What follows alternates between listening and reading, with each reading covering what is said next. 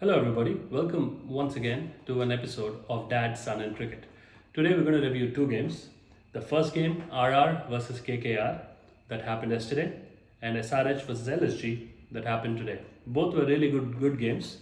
Not the cliffhangers that we saw before. But very unexpected outcomes. Yes, very unexpected outcomes, and we got to know quite a bit about these teams and the form that they're entering. Entering IPL 2025 with. And now, at the end of 7 games, we've got 7 teams on 2 points, which essentially is typical of IPL. It's going to get very close, and qualification is going to be tight and potentially on net run rates like last time. So all that said, let's get into the first game: Rajasthan Royals versus Kolkata Knight Riders. Arjun? Well, I think we should start by diving into the first innings RR that played. RR playing Jaiswal, Sanju Samson, and Rian Parag as their first three. They put up a strong opening with Yashasvi Jaiswal going 29-24, Sanju Samson 13 off 11, and Rian Parag 25 off 11. Even though the all-rounders failed to score much, after the Wadidul Hasaranga and someone else, you had Dhruv Jurel, who played 33 off 28. He hit the ball, he played well. Jofra Archer came in 16 runs, and then the last two players came, finished it off. They played the entire 20 overs. Pooran Chakravarti, exceptional bowling.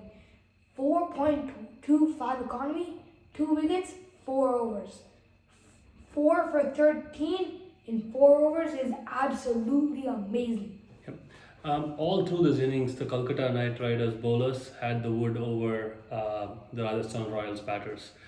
The Rajasthan Royals team, I had a lot of trust in Dravid and the team that he picked, but the team does not look good right now.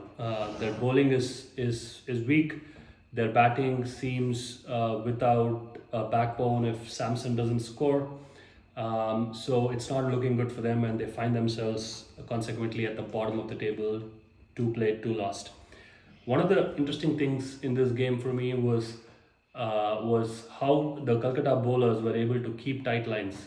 I think they hardly bowled a loose delivery. They did not give anything away to the Royals. The pitch helped them slightly as well, but it was definitely not a bad wicket.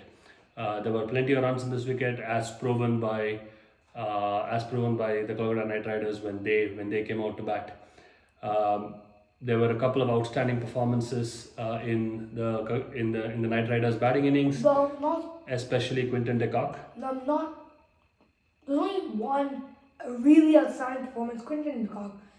You have to give him a hats off salute. 97 off 61. That's more than half the innings, and he almost scored 100. But then you have other 3 batters. For some reason, they put Moeen Ali as opener with Ajinkya Rahane. No, with Quinton de Kock. Ajinkya Rahane came 1 down. Moeen Ali scored 5. Ajinkya Rahane scored 18. And 2 down was Ankuresh Raghavanshi. He scored 18 as well. Yep.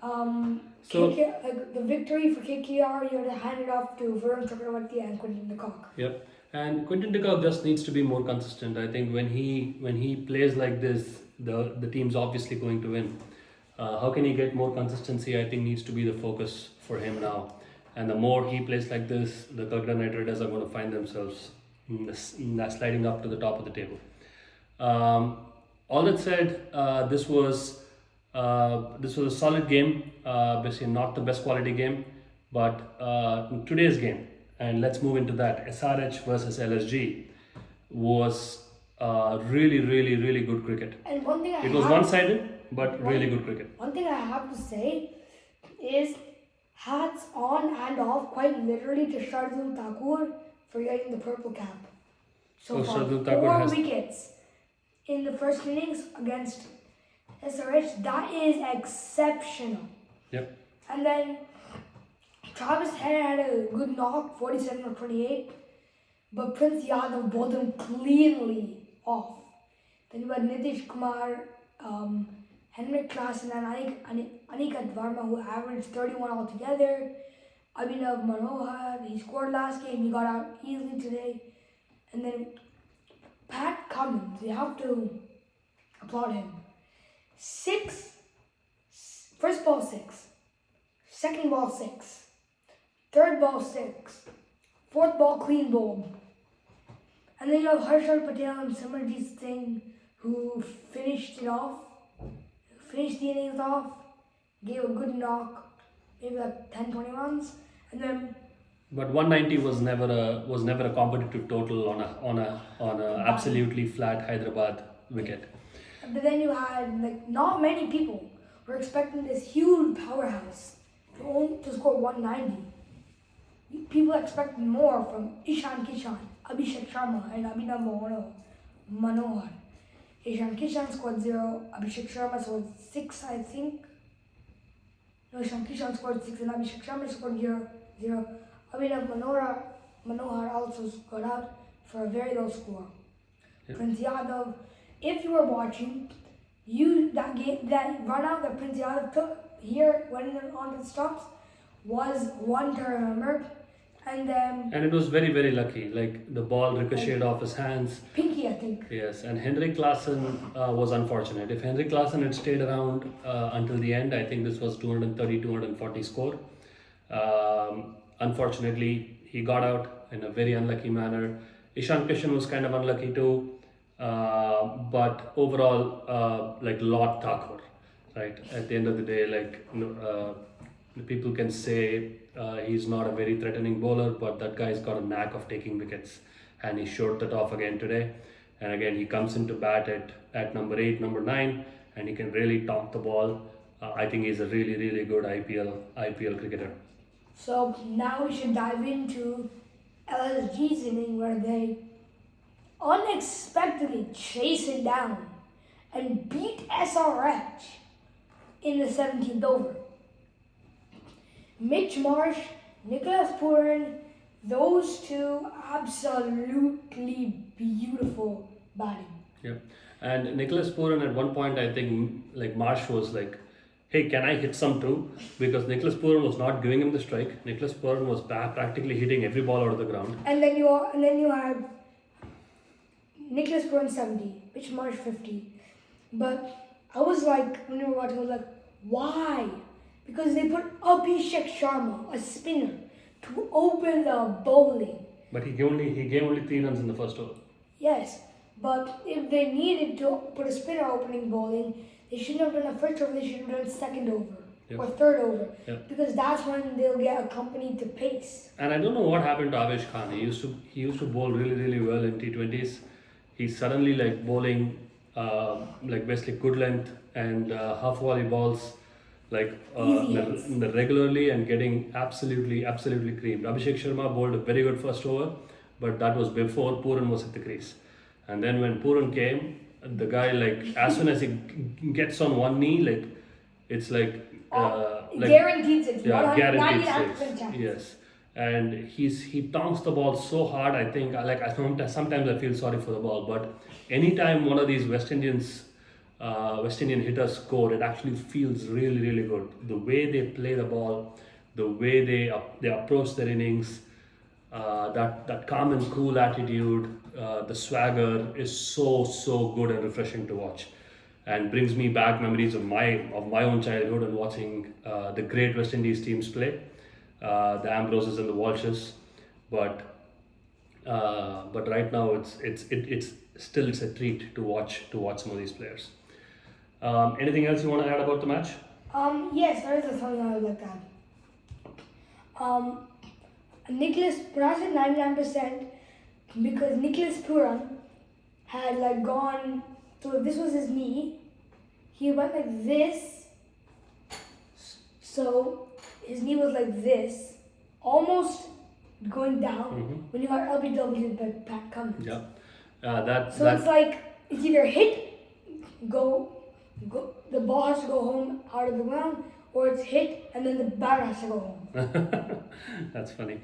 The one thing I'll add is right now LSG have both the orange cap and the purple cap. What? Pooran has the orange cap. Shardul Thakur has the purple cap. That'll be a- Noor Ahmed does have a chance to take the purple cap tomorrow But- if he can get 4 wickets. Yeah, but like the purple cap, but if LSG can maintain purple cap and orange cap, people will become scared of them. The most is gonna be like, if they can maintain that, they can maintain how they're playing.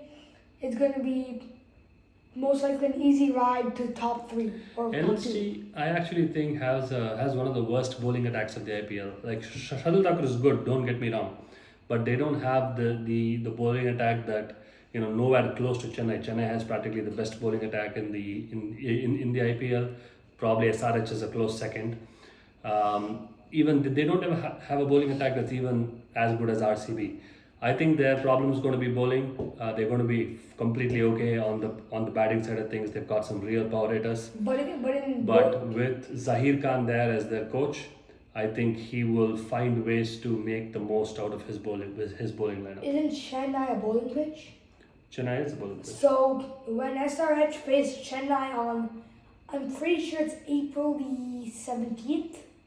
We will check that date for you. Okay. Yeah, it's going to be the best batting, but the best batting lineup against the best bowling lineup for sure. Sorry, I mean when LSG plays CSK somewhere on this IPL road, that if they play in Chennai, that is gonna be a no-go for them. Their bowling, their batting will get out easily. Their bowling, Chennai's main three or four batters will smack it. Maybe like 240, 250 for Chennai, 180, 190 for SRH. I agree with you, but LSG. I agree with you, but I also disagree. Okay, because very okay bowling teams look really good on the Chennai pitch. You don't need to be a bowling team to do really well on the Chennai pitch. You need to have solid batters. I think they're going to struggle with their batting on the Chennai pitch. I agree with you on that. But I think their bowling will actually do fine because they've got Bishnoi, and Bishnoi will be able to extract whatever slowness there is on the Chennai pitch. But now, all that said, to counter that, CSK have not one, not two, not three, but 4 spinners in their playing 11. make that 5 deKock too. Oh yeah. Yes. And then make that 7 or 8 because they have 2 or 3 in their substitutes. Yes. And LSG have Digvish and Bishnoi and 2 or 3 other spinners scattered around their substitute lineup. Yeah. Cool. So thank you, folks, for joining us. We continue to have fun doing these videos. Hope you continue to have fun watching these videos.